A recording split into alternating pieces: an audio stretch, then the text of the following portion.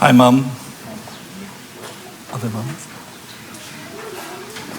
Well, welcome to the month of July. Do we have any July birthdays?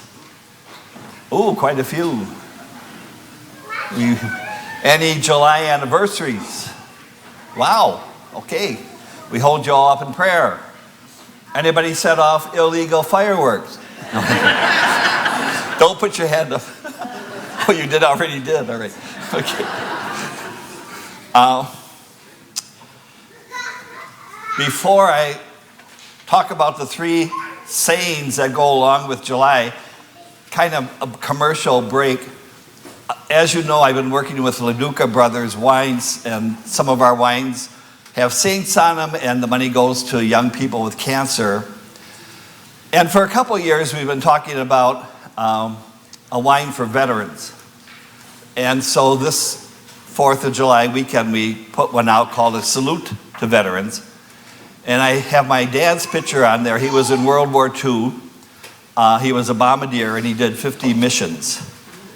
And part of the money is going to go to the homeless veterans, which is two words you never think should go together. And but they're very successful with the tiny homes projects in Racine and Milwaukee right now, where they're building tiny homes. Each veteran has his own home. There's a community center. There's a place to eat. There's a clinic, and there's counseling. So we have them for sale after Mass, and if anyone here has contacts in stores, see me after Mass. Okay. So we're going to talk about Knee High by the 4th of July, Season's Greetings, and Cross My Heart and Hope to Die. Knee High by the 4th of July refers to sweet corn, of course. Grown in the farms all over the world. There's actually big sweet corn festivals in the United States and in Canada, Great Britain, and Australia, to name a few. Corn was brought to the Americas, what was then called from the New World. Corn was brought from the New World to Europe by the Spanish conquistadors. And immediately in Europe, it was embraced as a wonderful food. Of course, it had to get the blessing of the Pope, and the Pope gave his blessing to this new food from the New World. And the reason he gave a blessing to it is because the corn stalks, when they're growing, point to heaven. That's why they gave the blessing. They also brought potatoes at the same time. And potatoes were condemned for 300 years. It was a mortal sin to eat potatoes. Why? Because potatoes grow down there. They grow near hell. And so, just be open that we as a church are always changing, and be glad you weren't born in the 1400s, because you'd be confessing eating French fries in confession. I just can't imagine those confessions. Bless me, Father, for I have sinned. I missed Mass on Sunday and I had some French fries. Okay.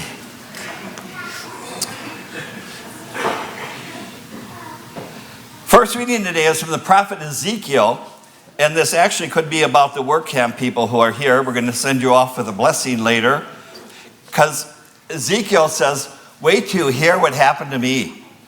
He said, I'm just kind of living my life. I'm not choosing this, but suddenly Ruah, which is a Hebrew word for spirit, wind, and breath of God, Ruah invaded me, entered me, and set me on my feet. And if you think that's not scary, then I heard a voice. And the voice of God, the Holy One, said, I'm going to send you to be my voice. And you're going to bring a lot of love to the world.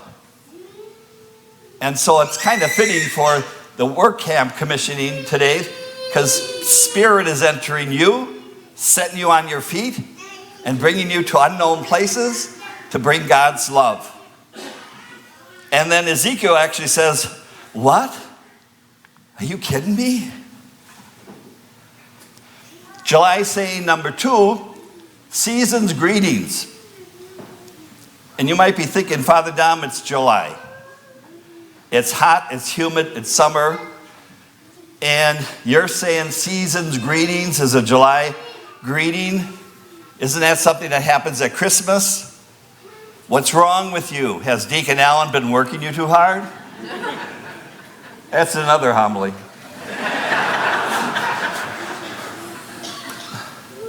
But right now, in greenhouses all over Wisconsin, this week, tiny little poinsettia plants will be delivered.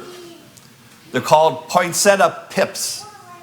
Because if you want poinsettias for Christmas, you got to start growing them in July. Greenhouse people are a season ahead of the rest of the world. If you want Easter lilies, they plant those at Thanksgiving. While you're having turkey, they're planting Easter lilies. So greenhouse people are a season ahead of the rest of the world. And if you are in the mood for Christmas, in the Racine Zoo this week, Santa Claus is coming. Second reading, St. Paul's got your address. So he says, dear brothers and sisters in Corinth, North Lake, and Monchez, he says, although my eyes are fixed on heaven, I have a problem. I have a thorn in my flesh. Now, we don't know what that is, but we've all experienced that. Life is going well, you're kind of focused, you're doing good things, and all of a sudden you fall back into some sin.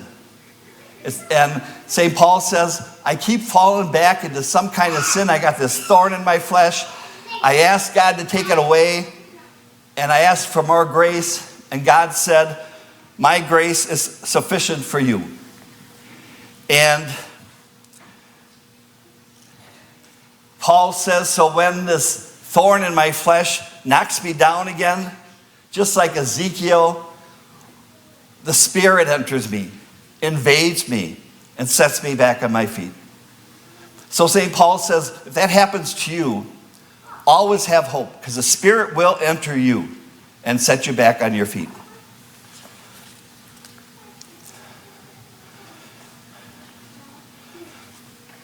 Recently, a few months ago, there was a black bear sighting on Highway 83 by the Vineyard. And I've seen videos of it. You never heard what happened to the black bear, but they saw a black bear. And right after that happened, I'm in Culver's with my mom, and I heard some kids talking, and one of them was trying to convince their friend that there was a real bear on Highway 83. And he said something I hadn't heard since I was a little kid. He said, there was a bear, a real bear. I swear, cross my heart and hope to die. Cross my heart and hope to die. You know, that's a specifically Catholic saying where people would cross their heart, put a cross on their heart, and point to the sky and say, hope to die, which means, God strike me dead if I'm not telling the truth. Cross my heart and hope to die.